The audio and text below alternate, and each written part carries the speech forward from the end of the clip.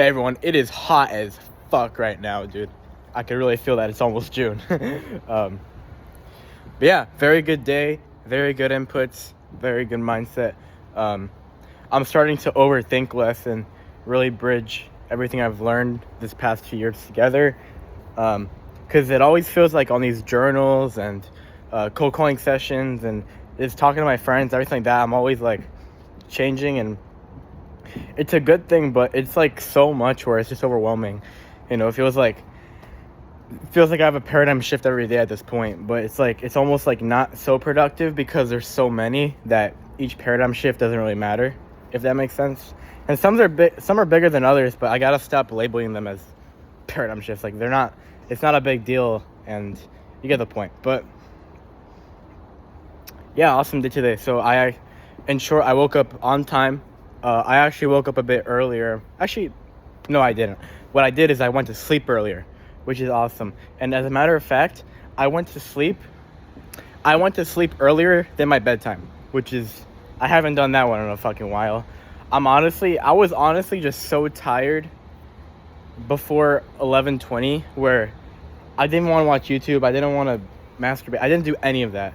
Also one of the few nights that I didn't do discussing things, but I'm working on it. And it's hard because I'm basically isolated. I'm working all the time, very stressed out, and your body just gives. And what I don't want to do is manage that stress with overeating, because I don't want to get any fatter than I am right now. I'm trying to actually lose weight, obviously, because my physique isn't very good at all at the moment. And so yeah, there's not much else you could do when you're trying to be focused, so you don't go to short form content, you don't do drugs or alcohol, you're not trying to overeat, or not even overeat, you're not even trying to eat food that gives you so much pleasure. Like I'm pretty good at cooking, as a matter of fact, but I can't eat, fucking candy and fucking sugar at that matter, because it fucks with your brain and your focus. And, all that combined, there's only fucking one vice that's horrible that gives you an insane amount of pleasure, and it just happened to be that. But I think once I start going to friends more and stuff, it'll naturally go away. Because I'm not addicted, but I am addicted when I'm deprived of like social interaction and all that stuff. But you get the point. But yeah, I woke up earlier. I woke up on time. I did more of my routine this time. So I actually did send out hiring stimuli. I didn't track the campaigns because I don't think I need to do that, honestly, right now. I don't think that's at all a priority. I'm not even focused on Kevin's service delivery after building the new campaign. I'm just going to let it run. Hopefully it makes him money. He already made his money that I could justify. I could definitely charge him the rest of the term, but I think I got to work on one thing at a time. So I didn't do tracking campaign because that was no use. And I did take a look at the campaign because I made it yesterday. I'm going to give it some time. Results aren't showing yet, not even click-through rate differences, but I think Facebook just needs to learn. And I think it'll be good by a week or two. What else? And that's about it. I looked at my self-tea packet out here in the sun. Very nice. It's a little bit harder to focus out here because there's so much stuff happening in the morning. I don't know why, but it's more healthy and environment change for like a split second, and I'd rather do it than do it in front of my computer. So I also just haven't done a lot of self-tea packet and stuff like that. I also meditated before doing self-tea pack, because that's cool. And then I got right onto cold calling. I cold called for about an hour. Then my sales call actually showed up, so that was awesome. And I'll tell you right now, I'm not going to get into it, but I had an amazing sales call for the little time that it was, because he was pretty busy, and the truth was that it just wasn't a good time for him. So I made the correct decision of rescheduling later in the day. I'm actually going to have that sales call in about, I want to say, yeah, it's about 4 hours from now. So plenty of time. And that first call, like that first section, was already so good that I don't feel so much doubt and nervousness.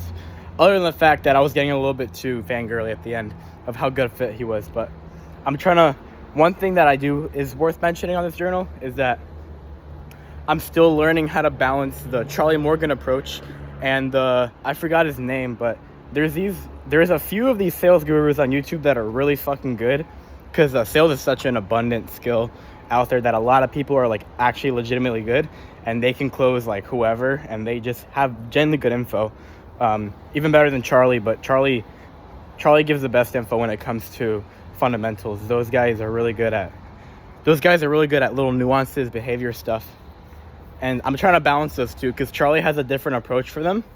Charlie's all about the good fit. He's always about being excited over the good fit, and then those guys are all about being like, not dicks, but they're having power on the call. And I agree with both. It's just trying to balance those two. Yeah, awesome. So, and for clarification, sorry, sales call was amazing because, for one, it was going blazing fast, and I was actually getting good information. So I got to pretty much know everything about his problem. I still had some questions to answer. I already diagnosed his problem and how that problem's affecting him. And I was all the way up to his, how his current efforts were doing. And then he fucking left the call and we were busy. So he came back though. He's actually a pretty good prospect. He's an awesome prospect. He showed up late. He showed up late, but he showed up, and he didn't have to by any means. He's good on the call as well, giving pretty good answers. And let me think. And yeah, literally, he in the beginning of the call, he left by accident because he had to call someone, and I didn't know if it would kick him out if he answered, and it did kick him out, and he came back. Which, I don't know, it sounds funny that I'm saying that's good, but like a lot of people just wouldn't, just because, like, I don't know, as soon as they're let off the hook, it's like they go wild, you know. And then, as a matter of fact, at the end of the call, he was the customer, and he left for like a good 5-10 minutes, and he came back anyways. Like, he did not have to do anything. I've had people lag out and they just never get back for whatever reason, just because they don't care. And so that's an effort of my system, and he's pretty good as well. But you get the point. Very good prospect. But yeah, Discovery was awesome. I was already like deep into it, and it was only 10 minutes. 10 minutes, man, dude. Like 2 months ago, or I don't know, I don't remember, but I believe 2 months ago, because it was March. March, I had a shit ton of sales calls, but I just wasn't. There was a few mistakes I was making that were pretty big. For one, the biggest one was that Discovery was so long that I couldn't even pitch. Just because I wasn't effective during Discovery, is my point. Like, I had a very good mindset of that. I want to know exactly what they are, and I know exactly what they want to be, and I need to know everything. And that's the right mindset. But I was just so inefficient at doing that, where Discoveries would last an hour. Fucking horrible, bro. It was disgusting. And then most of the prospects would have a part 1 call and then not have a part 2. So it was a bit fucked. But that was March, so that was 2 months ago.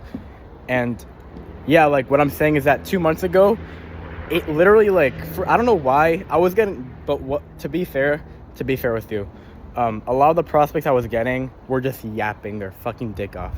Right, because I would ask one open-ended questions, and I wouldn't butt in, and they would just talk about their entire fucking business in one question, and I didn't even get the information I needed. And it was like, bro. And I was also too much of a pussy to be like, listen, man, I have quite a few questions, so I appreciate the deep responses. I want you to keep up the specificity.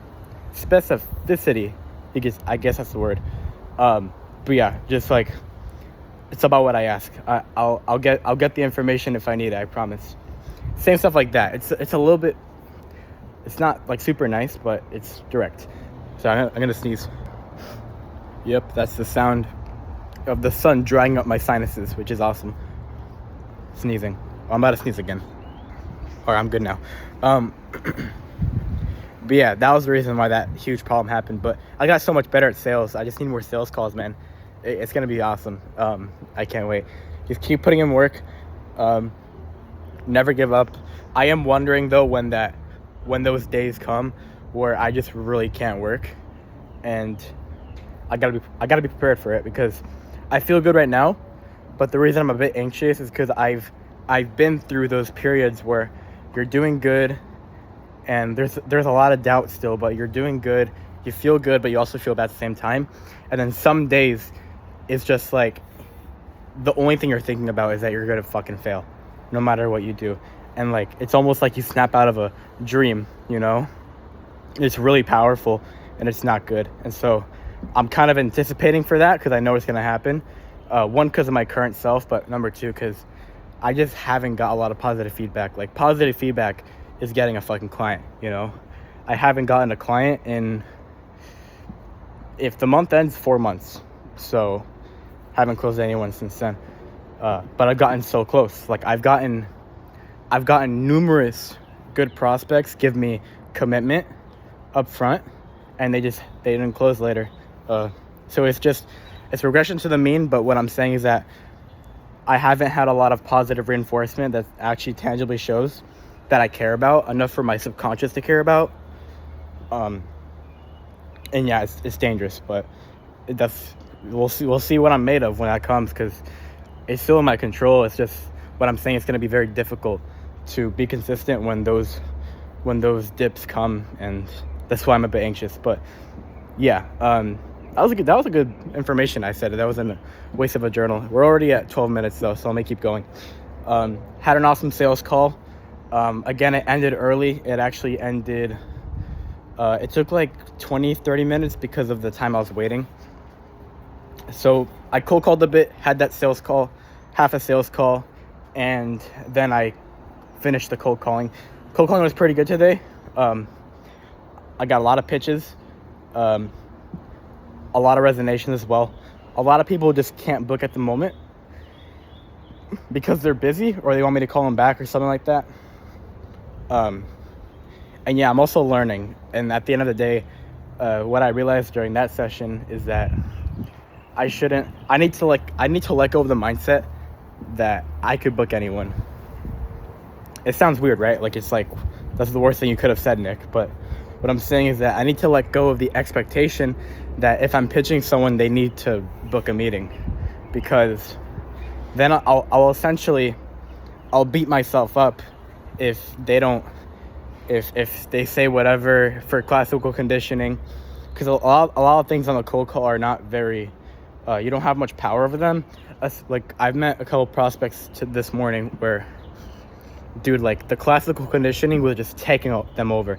I've had people do it double, you know, like they were like, oh, I don't want to be pitched, and then I pattern interrupt, and they think for a second, and then immediately after they do the same pattern interrupt or that classical conditioning, and then they just instantly hang up after the pitch, and I'm thinking it's my fault and everything, which maybe there's something I could have done different, but a lot of it is out of control, which is why volume matters. And again, it's like systems, you know, like, you don't have to have a 50% fucking booking rate. All you need is a 4%, and that's a 7-figure business probably.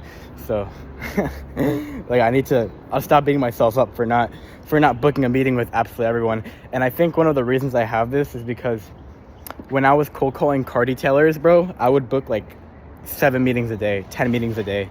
It was ridiculous. I just didn't want to make the service, and I don't want to do it. But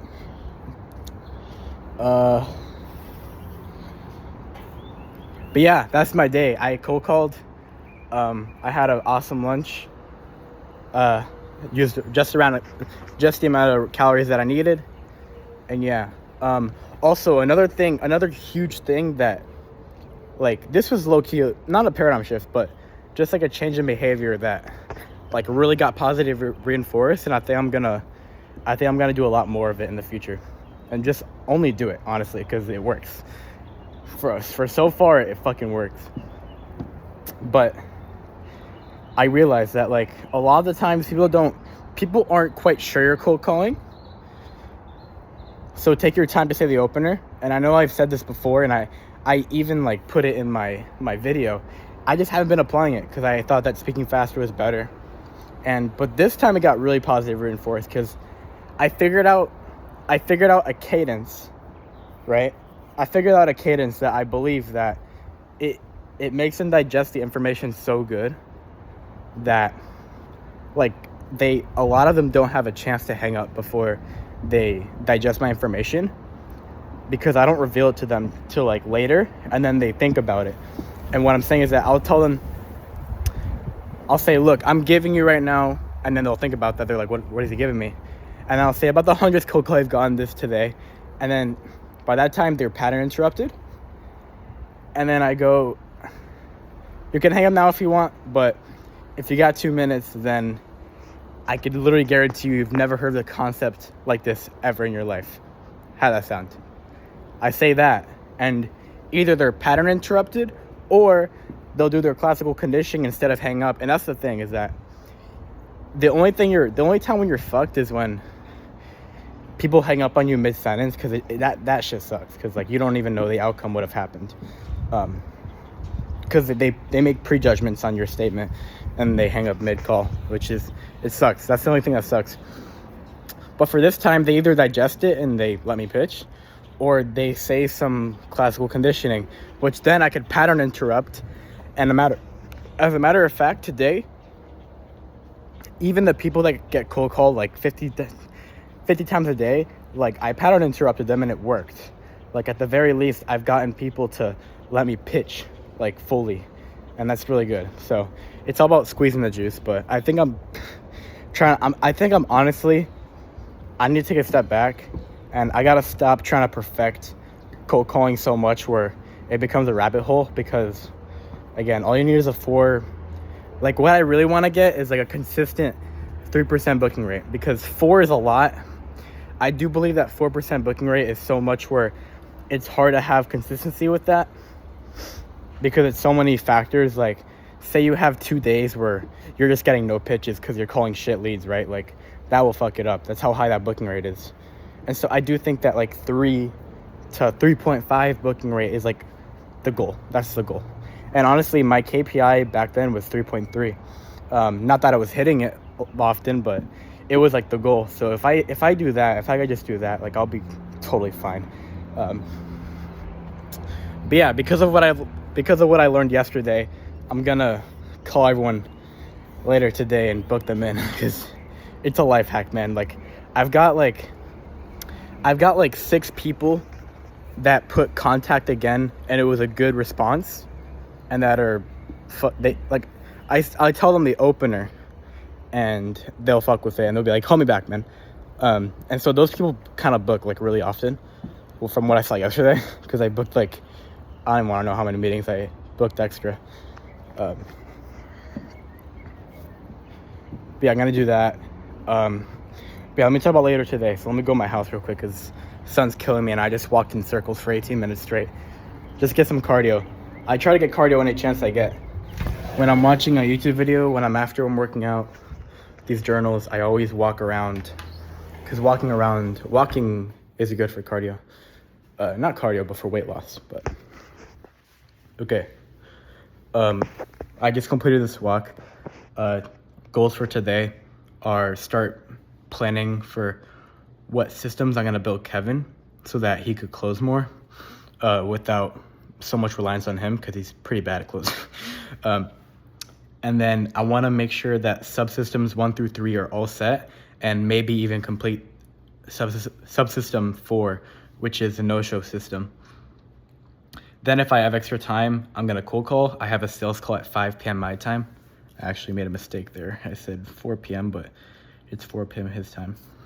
I have a sales call, and then all the extra time I have, I do think I'm either going to finish what I have to do, which is the subsystems and the Kevin systems, or I'm just going to cold call more, because it's not for more meetings or anything like that, even though it would be nice. It's more for the fact of testing, and I can make iterations sooner, so then I can SOP them and give them to my team, and then I could confidently check the box in my mind that my team is in good hands. My team's in a good hands of systems, because they're still using the old system in terms of logistics. They got the new script and stuff, but yeah, I haven't made videos on that yet, but yeah, that's also the big project, is SOPing everything and then giving it to my team and then reteaching them that. But it'll be fine. It won't be too bad. It's just a lot of work. But that's why there's 24 hours in the day. It's only 1 p.m. right now. It's about 1 p.m. and I have a lot more time in the day to do everything. So that's it. I'm feeling really good. Bye.